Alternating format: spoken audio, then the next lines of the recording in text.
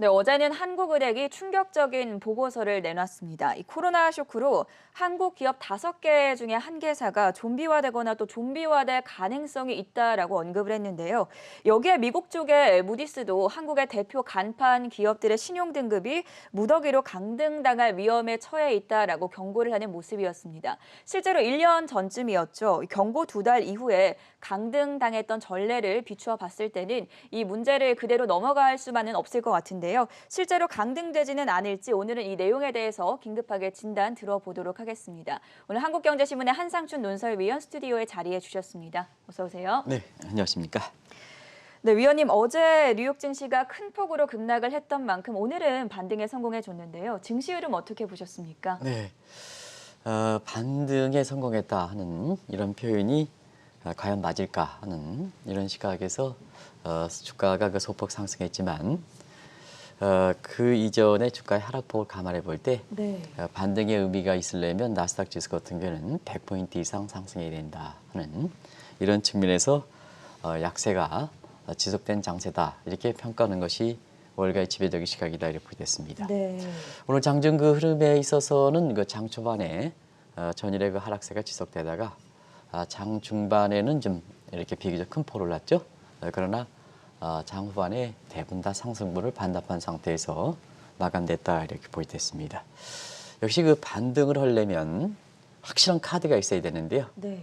오늘 그 주가는 올랐지만 서 팀장이라든가 이전에 그 캐스터 분께서 이렇게 호재 얘기는 못했죠. 그래서 반발 매수태다 이런 그 표현을 쓰고 있는데요. 그래서 지금 상태에서 워낙 주가가 안 좋았기 때문에 확실한 카드가 나오지 않고 있다. 그러면 확실한 카드는 뭘까? 트럼프가 달러에 대해서 조작 발언을 했고 페드의 이렇게 의장이 중립적 시각 이 문제에 대해서 최보리적인 측면에서는 사실 그 페드라든가 트럼프 대통령 하는데요. 트럼프 대통령은 아주 자기 자신의 이익을 위해서 모든 것을 지금 흐트러 놓은 상태죠. 네. 대선 결과도 미 대통령 역사 있을 수가 없는 그리고 패배를 본인이 자행하는지 평온한 정강 이양이 없다 하는 이런 쪽의 얘기를 하는 거 봐서는 미 국민들도 아마 혐오증에 걸릴 거로 이렇게 보고 있습니다. 일부에서는 대선 전이라도 탄핵시켜야 되지 않느냐 하는 이런 쪽의 얘기 나오는 것이 트럼프 리스크다 이렇게 보겠습니다. 그런 과정에서 마지막 지금 보리 역할을 하는 것이 경기 부양책이 되겠죠. 왜냐하면 연준도 중립적 시각이 되니까 네. 경기 부양책인데요. 오늘 이렇게 자막에서 소규모 부양책에 이거 잘못된 겁니다. 원래 그 2조 달러에서 2조 4천억 달러 민주당이 늘렸거든요. 아주 대규모죠. 2조 4천억이 대규모죠. 근데 공화당의 지금 집권당의 공화당은 1조 2천억입니다. 네. 종전처럼 그 갭이 야당이 규모를 대규모로 시키겠다. 이것도 이상한 거고. 그다음에 그 양당의 부양책의 규모가 컸던 것이 협의가 안 됐던 거거든요. 근데 민주당이 아까 서 팀장님께서 잘 지적해 주신다는 2조 4천을 늘려버리니까 대선 전에 사실상 이것을 합의하지 않겠다 해서 대선위로 넘어갔다 이렇게 보겠습니다. 그러다 보니까 자연스럽게 기술적 반등 이외에는 오늘 증시에 큰 의미가 없다 이렇게 보시됐고요. 또 한 가지는 월가에서 얘기를 보면 왜 이렇게 파월 의장이 전체적인 기조에서는 울트라 금융 완화 기조를 댔지만 유동성 공급이라든가 이런 측면에 회사채 매입 규모를 줄일까 하는 측면에서 보면 지금 증시의 거품이 아주 심한 거를 이렇게 페드 입장에서 판단하고 있는데요. 이걸 좀 자연스럽게 좀 해소하는 정책 기조 변경 없이 립 서비스 속에서 해소하는 이러한 시각이지 않느냐 하는 것이 월가에서 지금 시각이 나오는 것도 우리 그 서학개미들이 좀 주목하실 필요가 있다는 걸 말씀드리고요. 네. 오늘 그 관심 업종이 있었죠. 니콜라라든가 나녹스 역시 오늘도 니콜라는 9%, 나녹스는 한 7% 정도 떨어졌죠. 그리고 시간에서 계속해서 떨어지는 상태이고요. 그다음에 테슬라 같은 경우에는 사실은 배터리 데이의 장중 시간에 또 그 위에 이렇게 하면 한 20% 정도 떨어진 상태에서 오늘 2%도 못 미쳤다 하는 것은 이거는 사실 의미가 없다 이렇게 보겠습니다. 오늘 시간에서는 아마 테슬라가 떨어지는 걸로 이렇게 나오고 있습니다. 그래서 지금 미국 증시에 대해서는 전반적으로 어두운 분위기가 됐다 이렇게 보이겠고요. 그리고 사실 지금 금값이라든가 부동산도 굉장히 관심이 높을 거로 이렇게 보이는데요. 네. 오늘 금값 이렇게 워낙 많이 떨어졌기 때문에 오늘 조금 올랐죠. 근데 반등 자체의 의미는 뭐 올라가지는 않고 의미는 없다 이렇게 보이겠습니다. 그리고 단기 급등했던 그 달러 인덱스 같은 경우에는 오늘 유럽이 좀 다소 진정되면서 유로화가 이렇게 회복되다 보니까 달러 인덱스 자체는 달러 인덱스의 비중이 58%가 유로니까 유로가 이렇게 회복되면 달러 인덱스는 떨어질 수밖에 없다. 그래서 최근에 달러 인덱스는 미국 측 요인에서 움직이지 않는다 하는 것을 누누이 말씀드리는 겁니다. 이런 각도에서 우리가 원달러 환율이 1158원대에 갔을 때 단기적으로는 급락했으니까 반등한다. 지금 1170원대까지 갔죠. 근데 추세적으로는 떨어진다. 미국 측 요인이 좀 달러 약세 요인이 많기 때문에 이런 쪽도 관련해서 지금 원달러 환율도 오늘 달러 인덱스가 떨어진 만큼 원달러 환율이 어떤 영향을 미칠까 하는 것도 시청자 여러분이 오늘 국내 금융시장과 관련해서 주목해서 보실 필요가 있다는 걸 말씀드리겠습니다. 오늘 새벽에 마감했던 뉴욕 증시가 상승하기는 했지만 상승폭을 장 막판으로 갈수록 줄였기 때문에 시원한 반등으로 보기에는 조금 어려움이 있지 않나라고 먼저 진단을 들어봤습니다. 우리 주가가 좀 큰 폭으로 떨어지는 과정에서 우리 기업들 이야기도 많이 나오고 있는데요. 어제 한국은행이 충격적인 결과를 발표하지 않았습니까? 네, 사실은 어제 우리가 주가가 급락한다 하는 이 제목을 달고 방송에 드렸을 때도 상당히 부담스러웠습니다. 근데 실질적으로 코스피 지수가 60포인트 정도 아주 급락하는 상황에서 어쨌거나 한국의 기업들에 대해서 시청자분의 관심이 많을 거렇게 보이는데요. 어제 한국은행에서 금융 안정 보고서가 나오죠. 근데 최근에 한국은행은 제 목소리를 좀 내는 것 같습니다. 네. 그래서 우리나라의 성장률 이번에 수정 전망치에도 마이너스 1.3%로 오히려 외국 기관보다도 더 낮게 이렇게 전망해서 사실 그때도 그러면 이렇게 낮게 전망하면 금통위에서 선제적으로 좀 통화 완화 정책을 좀 추진해야 되지 않느냐 하는데 왜 안 했냐 하는 각도에서 한번 진단해 주는 적이 있습니다. 그리고 어제는 금융 안정 보고서를 발표했습니다. 저희들도 한국은행에 다닐 때 금융 안정 보고서 굉장히 금융시장 관련해서 주목해서 보는 이런 시각이고 특히 기업과 관련해서도 이 보고서가 굉장히 중요한 의미를 갖고 있는데요. 여기에 좀비화다. 그래서 코로나 영향으로 인해서 한국의 기업들 중에 외부 감사 기관입니다. 이렇게 오물딱조물딱 기업, 외부 감사 기업이 대상이 되는 것은 여기 포함되지 않았습니다. 네. 그래서 대체로 상장사라든가 이런 것이 외부 감사 기관이다 이렇게 보게 되는데요. 이 외부 감사 기관의 5곳 중에 한 곳이 좀비화가 될 우려가 있다. 그리고 이미 좀비화가 됐거나 그러면 이제 시청자 여러분 좀비화라는 표현을 보통 중앙은행에서는 굉장히 표현하기가 좀 어려운 겁니다. 네. 그런 각도에서 좀비화라는 것은 일본 경제 관련해서 잘 아시겠죠? 일본 경제가 좀비다 하는 측면, 뭐 영화에서 나왔다시피 좀비는 죽은 시체와 같은 의미다. 그러면 기업들에 의해서 죽은 시체와 같은 좀비의 의미는 뭘까 하는 측면에 판단 지표가 중요하겠죠. 그래서 오랜만에 들어보시죠. 이자 보상 배율, 이자 보상 비율이라 하고 이자 보상 배율이다 이렇게 해서 배자로 나오기 때문에 그렇습니다. 어떻게 나누냐 하면 분자는 영업이윤에 분모는 이자 비용이 된다. 그러면 이 좀비 기업이라는 것은 첫 번에 이자를 가지고 영업이익 가지고 이자를 못 내는 기업. 우리가 보면 부동산 시장의 깡통 주택 이거 비슷하다 이렇게 됐습니다. 네. 그래서 돈 벌어가지고 이자도 못 내는 기업이다. 이자 보상 비율이. 그리고 1개년만 그러냐, 한 개년만 그러냐, 아니면 추세적으로 그러냐, 추세적으로 그러는 거거든요. 그래서 3년 연속 이자 보상 배율이 1배 밑으로 떨어질 때 이것을 좀비 기업이다. 그렇다면 시청자분이 이런 좀비화 기업들이 상당히 구조적 요인의 바탕이 되고 있다는 것을 말씀드리겠는데요. 자, 우리나라 같은 경우는 이렇게 좀비화 비율이 대체로 보면 한 자릿대 5% 밑에 그쳤었거든요. 네. 근데 이번 것처럼 5건 중에 한 건이라면 대체로 20% 이상이죠. 그래서 우리가 이 이자 보상 비율이든가 이런 것을 산출은 통계 작성이 금융이기 위해. 왜냐하면 그전에는 고도 성장 과정이니까 돈 많이 벌었죠. 그다음에 아무리 이자가 높다 하더라도 그걸 갚았기 때문에 이런 지표가 그렇게 필요성이 그렇게 크지 않았었는데요. 대체로 기업들 평가할 때 금융위기에는 기업의 글로벌 스탠다드가 하면서 해외에서 평가할 때 이자 보상 비율이 굉장히 평가잣대다 보니까 그거 만들고, 그다음에 금융위기에 한국도 사실 그 기업들의 어떤 판단 지표가 필요할 것 같아서 이자 보상 비율 같은 게 2010년 통계가 작성했는데요. 통계 작성 이래로 가장 낮다 이렇게 됐습니다. 또 한 가지 어제 한국의 금융안정보고에서 이번에 발표된 건 비금융사입니다. 비금융사. 비금융사의 외부 감사 기관 기업의 대상이 되기 때문에 대체로 한국의 굵직굵직한 기업들이 해당이 된다 이렇게 됐습니다. 근데 이런 것이 코로나 사태로 해서 지금은 비금융 기업만, 금융사는 빼고 비금융 기업이 문제가 되지만 코로나 사태가 장기화되면 금융사로 번질 우려가 있다. 이미 이제 우리의 우량 금융사를 제외하고는 대부분 다 비우량 금융사 같은 경우는 이미 영향을 받고 있는 이런 상태거든요. 실제로 많은 사람들 보면.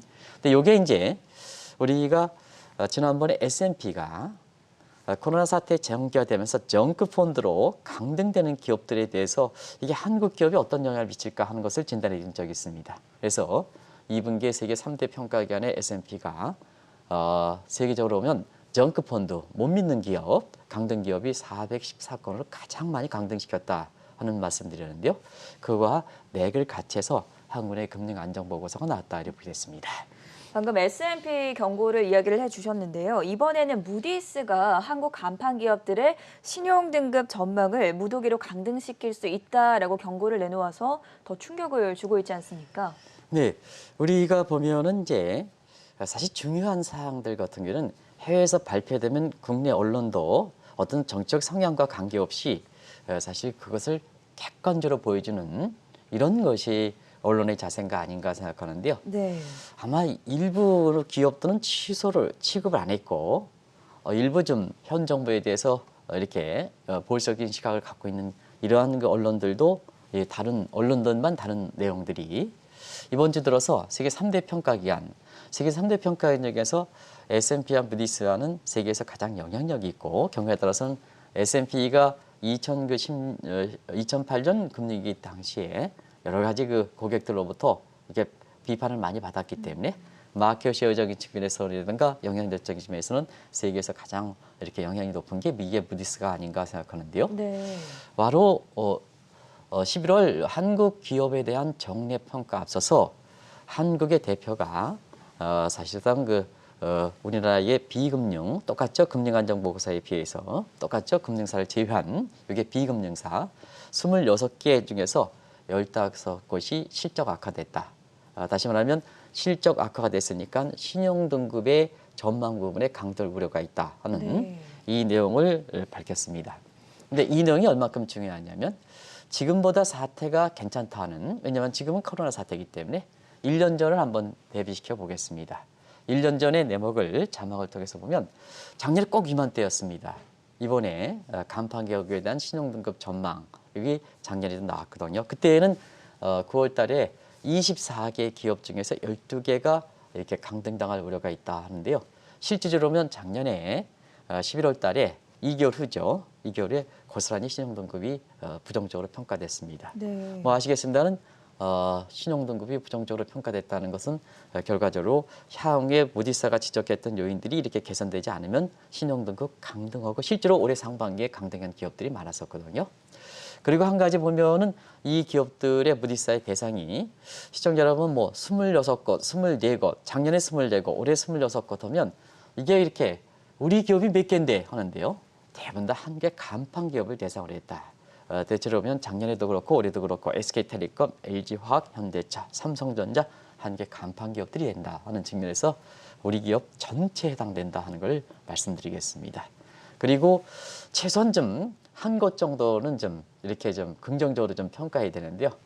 사실 이번에도 한 곳 정도, 작년에도 그랬습니다는 한 곳 정도도 긍정적으로 평가하는 이런 쪽에 이렇게 보는 시각이 그렇게 많지는 않습니다. 네. 그래서 올해 그 11월 달에 2개월 후에는 이러한 경고가 실제로 한국 기업의 간판 기업들의 신용등급 전망이라든가 그다음에 기업 등급에 어떤 영향을 미칠까, 어떤 뉘앙스를 암시하는 것까 하는 이런 측면에서 국제적으로 굉장히 주목을 받고 있다 이렇게 됐습니다. 작년을 돌이켜 본다면 이번 경고가 참 아찔하게 다가오는데요. 한국의 간판 기업의 신용 등급 전망이 왜 이렇게 부정적으로 평가가 이어지고 있는 것입니까? 네, 우리가 이 부정적으로 평가를 하는 대목에 있어서는 네. 무디스라든가 경우에 따라서는 같은 입장을 보이는 S&P라든가 피치사도 이게 정책 요인이냐, 기업 자체적 요인이냐, 네. 이걸 주가를 판단할 때 굉장히 주목합니다. 그리고 기업 자체적인 평가를 한다면 주식 같은 경우는 버려야 되는데 외부 요인이 있을 때는 그건 충분히 외부 요인, 한국의 정책 같은 요인이 있을 때는 정부가 정책을 좀 개선시켜주면 한국의 자체적인 기업들에선 문제가 없으니까 결과적으로 보면 주식이라든가 이런 게 대단히 매기업을 될 수 있는 이런 측면을 갖고 있기 때문에 자, 뭐가 한국 기업들이 이렇게 어렵게 하느냐. 우리 기업들이라든가 이게 자체로 잘 나가는 것 같은데 왜 이렇게 어렵게 하느냐. 네. 어렵게 하느냐. 요걸 보실 필요가 있거든요. 그런 측면에서 우리나라에 대한 이러한 그 기업의 채산성 악화시키는 대목이 기업 자체적보다는 시기적으로 2018년 하반기서부터 계속되는 상황이거든요. 현 정부 출범 이후에 비슷한 시각을 갖고 있다고 보게 됐습니다. 그러다 보니까 무디스라든가 3대 평가 기관들이 왜 한국의 기업들에 대해서 이렇게 간판 기업에 대해서 신용등급 전망이라든가 신용등급이 부정적일까 하는 측면에서는 현금 유출이 많다는 얘기입니다. 이걸 꼭 지적합니다. 현금 유출. 그러면 현금 유출이 많은 부분을 세부적으로 이렇게 보면 인건비 많죠. 시청자 여러분, 우리나라 이거 노조가 세기 때문에 인건비 많죠. 또 인건비가 기업의 어떤 상황에 따라서 이게 유연하게 왔다 갔다 하지 않았습니다. 세계적으로 보면 한국이 자 임금을 올리더라도 하방 경제성이 가장 강한 나라입니다. 기업이 이렇게 내리더라도 기업의 실적, 기업이 와더라도 임금은 내리지 않는다. 뭐 시청자 여러분 거죠. 그리고 또 한 가지는 현금 유출이 많다는 것 중에 하나가 자 기업 자체는 인건비 부담이고 그 다음에 밖으로는 세금 부담이다 이렇게 보시면 네. 되겠습니다. 이것이 기업의 재무제표를 악화시킨다. 요 요인이 아마 시청자 여러분한테 자, 한국 간판 기업들이 왜 이렇게 해외에서 이렇게 될까? 그리고 이런 대응이 악화된 기업이 국내 언론에서는 잘 다루지 않을까? 정책 성향에 따라서 이렇게 되는 점에서는 하나의 의문이 풀리시지 않냐 생각합니다. 또 한 가지 업종별로 이렇게 보면 한 개 간판 기업이다. 대부분 다 경기에 민감한 업종들이죠. 네. 경제 성장률과 맞붙어 있다고 보겠습니다. 자 그러면 경기에 민감한 업종, 우리 요새 뭐 IT라든가 바이오 업종에서 성장주 이렇게 가는데요. 사실 해외에서 보는 한국의 간판 기업들은 대부분 다 그동안 우리의 고도 성장 과정을 같이 해서 이끌었던 기업들이다. 대기업이 대부분 간판 기업이 되겠죠. 네. 그래서 정유업체, 화학과, 철강과 자동차 여기 세부적인 기업명이 있는데요. 이렇게 파급 효과를 생각해서 제가 이렇게 업종만 얘기하겠습니다. 그러면 이게 경기 민감이다 하면 그만큼 코로나 사태 이후에 한국에 대해서 성장률이 좀 이렇게 안 좋게 얘기하는 거죠. 올해 무디스도 우리 코로나 사태 이후에 한국 경제뿐만 아니라 주요 평가 대상 국가들의 성장률을 아주 줄기차게 아주 숨가쁘게 떨어뜨렸습니다. 네. 이렇게 한번 보면 올해 성장 연체 1.4%에서 이것도 낮은 겁니다. 낮은 겁니다. 대부분 다 한국의 코로나 사태 이후에 우리 정부기관 거부는 2% 이상은 가능하지 않겠느냐. 그쵸. 이것도 낮은 겁니다. 작년에 11월 달에 한국의 간판 기업들을 이렇게 신용등급 전망을 떨어뜨리기 때문에 낮은 겁니다. 이런 상태에서 코로나 사태 직후에는 0.1% 떨어뜨렸고 그 다음에 그 후에 사태가 진전되면서 마이너스 0.5, 마이너스 0.8 해서 줄기차게 지금 9월 달이니까 우리가 한 성장률을 예측하려면 보통 6개월 정도는 최소한 시차를 유지해야 되는데요. 4차례에 걸쳐서 숨가쁘게 떨어뜨리고 있다. 결과적으로 성장률이 떨어뜨리다 보니까 경기를 이렇게 민감한 업종들이 대부분 다 한국의 간판 기업이고 한국 간판 기업이 이렇게 신용등급 전망 부분에 경고가 나온다. 이렇게 이제 보시면 되겠습니다. 네, 한국 간판 기업들의 신용 등급 강등 전망. 해당 기업보다는 한국 정부가 자초한 측면이 많다라는 시각이 많이 나오는데요. 왜 이런 시각이 나오는 것입니까? 우리가 이제 국제시장에서 보면 대충 한국의 신용등급 경고 간판 전망에 있어서 네. 이게 이제 평가하는 지표에 있어서는 항상 객관적 지표도 있습니다는 체감적으로 정성적 지표도 있거든요. 네. 그래서 한국 내부에서 들어와서 해외 기업들이 한국에 이렇게 체감적으로 다가오는 경제 정책이라든가 이런 측면, 기업하기 좋은 환경이라든가 이런 것도 같이 감안한다 이렇게 됐습니다.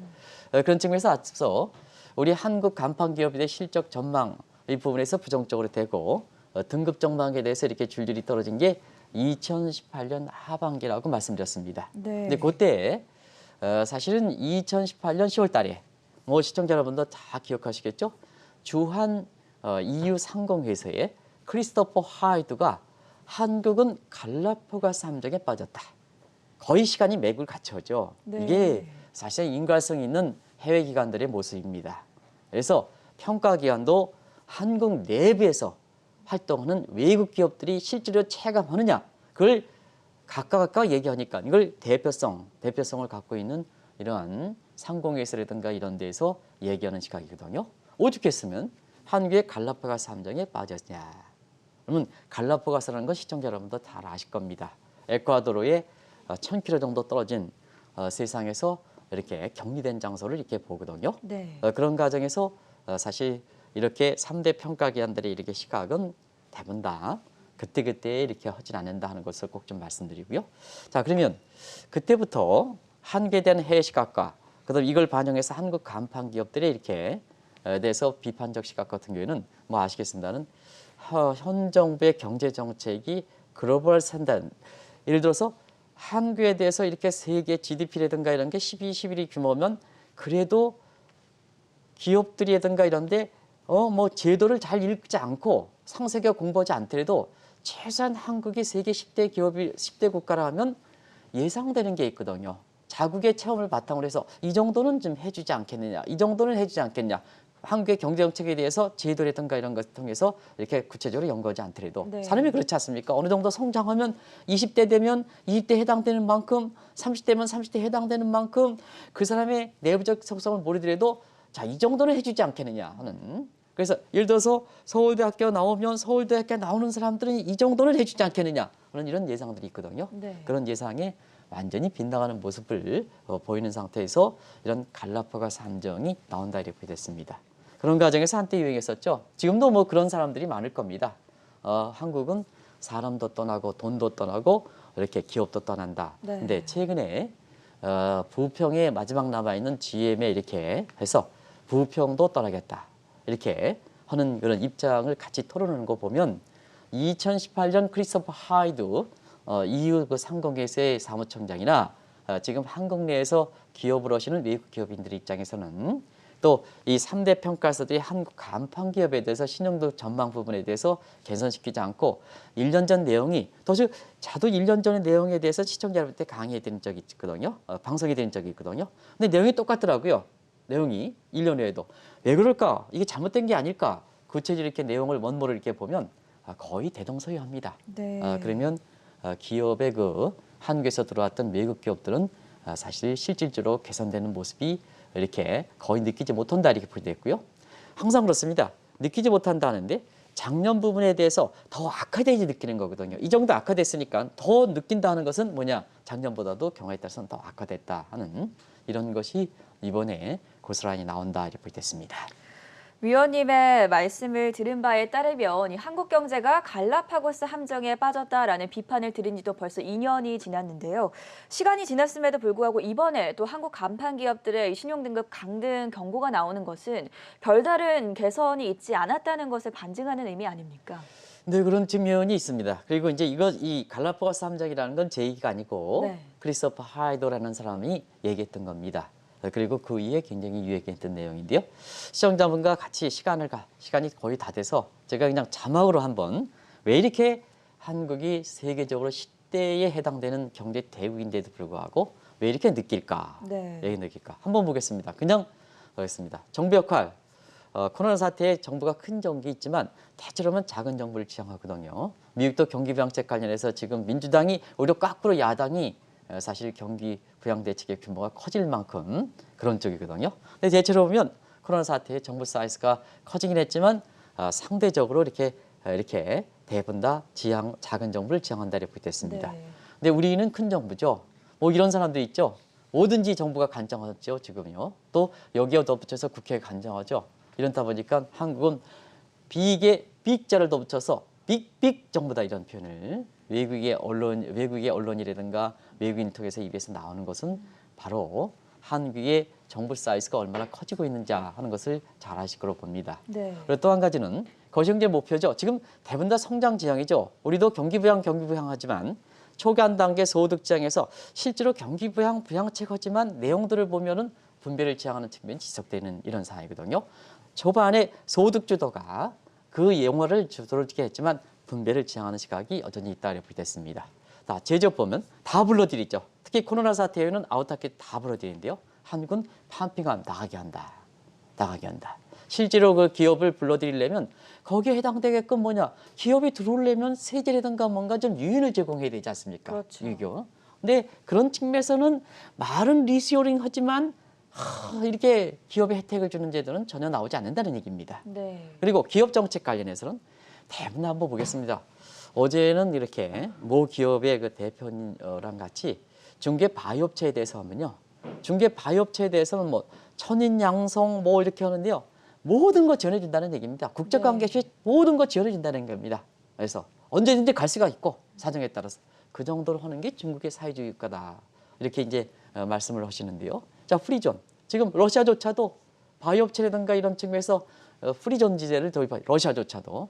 근데 한국은 이런 측면에서 어떻게 할까 하는 측면은 시청자분 유니크존. 이게 유니크존인 게 독특한 조항이 많다는 얘기입니다. 네. 그러고 봤을 땐 맞지 않는 게 유니크지 맞습니까? 이렇게 어떤 게고요.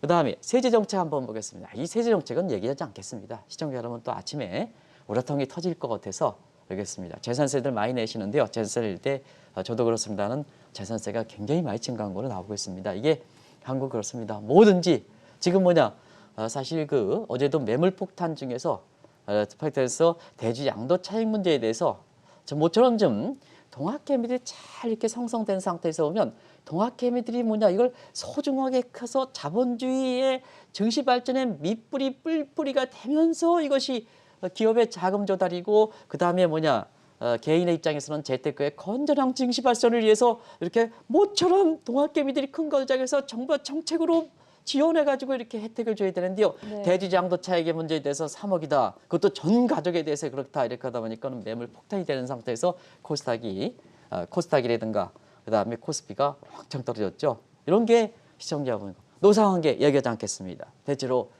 전 세계적으로는 노조라는 게 미국에선 노조라는 얘기가 잘 들립니까? 안 들리거든요. 최소한 노조가 셌던 유럽 같은 경우에도 노사가 균등으로 가는. 근데 한국은 노조조다 이렇게 보시면 되겠습니다. 그래서 이러한 문제가 갈라파고스 함정에 이렇게 비판을 받는 거고 이것이 한국 간판 기업의 신용등급 악화 전망으로 나오는 거고 네. 그다음에 시간이 갈수록 개선되기보다는 더 악화되는 것이 지금 한국 기업의 채산성 악화로 나온다. 오죽했으면 한국은행의 금융안정보고에서 좀비화라는 표현을 이렇게 됐을까 하는 이 측면도 한번 잘 보실 필요가 있다는 걸 말씀드리겠습니다. 방금 연결고리를 좀 따라가 보겠습니다. 한국 간판기업 등급마저 이렇게 부정적으로 평가가 된다면 궁극적으로는 아무래도 국가 신용등급 추락으로 이어질 수도 있는데 우려가 되는 부분이죠. 네, 상당히 그동안 이제 재정 건전성 때문에요. 한국의 네. 간판 기업들 신용등급 전망이 떨어지더라도 우리의 신용등급이 유지되는데요. 최근에 보면 올해 4월 달까지 그런 방송을 해드렸습니다. 한국의 국가 신용등급이 문제가 있습니까? 우리나라 위기설을 제기했던 이렇게 유명 유튜버라든가 이런 사람들이 얘기를 했었습니다. 근데 그때 그 얘기를 가지고 한국의 3대 평가기관에 관련자에 물었습니다. 그때는 무슨 소리입니까? 하는 표현을 썼습니다. 그 네. 뒤쪽 자막을 좀 보여주시기 바랍니다. 근데 7월 이후서부터는 재정이 건전이 굉장히 현 정부 입장에서는 너무 씀씀이를 많다. 그래서 IMF의 이창용 국장님도 아태 국장님도 그런 표현을 썼습니다는 사실 한국은 재정 건전 속도가 이렇게 건전 지표가 괜찮다 해서 마구 쓰라는 얘기 아니다. 속도는 조절을 해야 된다 하는 이런 게 우려를 하셨습니다는 사실 국제신용평가기관들도 9월 이후부터 분위기가 이제 감지되기는 7월 이후부터입니다. 그때도 이제 방송을 했는 적이 있습니다. 그래서 한국의 국가신용등급의 부분에 대해서 4월까지만 해도 한국의 내부에서 강등 소식에 대해서 우려에 대해서 무슨 소리입니까 하는 낙관적 기조를 하다가 네. 7월 이후부터 이제부터 걱정해야 됩니다. 이런 표현을 쓰거든요. 그래서 국가신용도 분위기가 이렇게 굉장히 악화되는 분위기다 이렇게 됐습니다.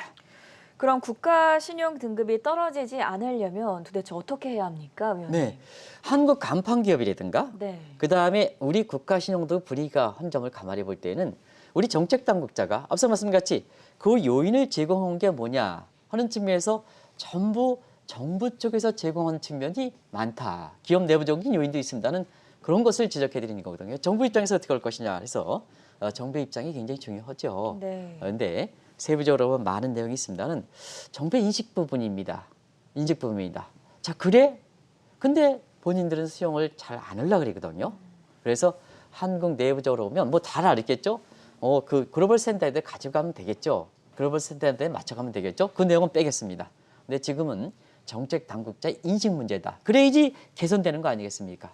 근데 여기서 하나 지적한 것은 머리드 프로그 신드롬이다 해서 자, 콜롬비아의 실험실에서 개구리가 가장 싫어하는 온도가 70도입니다. 네. 그리고 뭐냐? 개구리가 가장 좋아하는 온도 이렇게 보면 자, 가장 좋아하는 온도에 70도에 넣은 상태면 팍 튀어나와가지고 개구리는 삽니다. 근데 가장 좋아하는 온도 대체로 뭐 저는 생물학자가 아닙니다는 10도치에서 천천히 하면 즐기다가 네.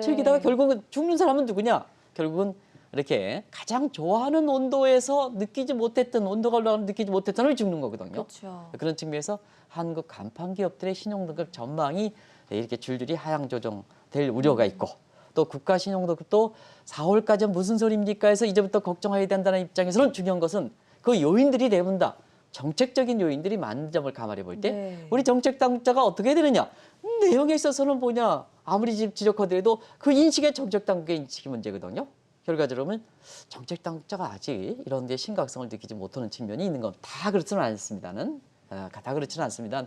이런 부분이 가장 좀 정책 당 인식부터 개편할 필요가 있다. 특히 국회의원분들이 인식부터 개편할 필요가 네. 있다. 지금 이렇게 한국은 서서히 이렇게 해외 시각이 악화되고 있다. 그런 측면에서 특히 국회의원분들이 지금 뭐냐 여러 가지 집단 소송제라든가 이런 측면에서 스타벅스에 얼음을 많이 넣었다고 해서 이렇게 집단 소송하는 이런 것이 이 집단 소송제의 무선전쟁이거든요. 그런 측면에서 노조라든가 소비자도 이런 쪽에 이렇게 갈 수 있는 소재에서 한국의 외국 기업들이 뭐를 가지고 한국에서 매력을 느끼고 올까 하는 이 측면은 시청자 여러분한테 이것이 증시 방송 여부와 관계없이 한 번 정도는 생각해 볼 시점이 됐지 않았냐 하는 생각이 듭니다.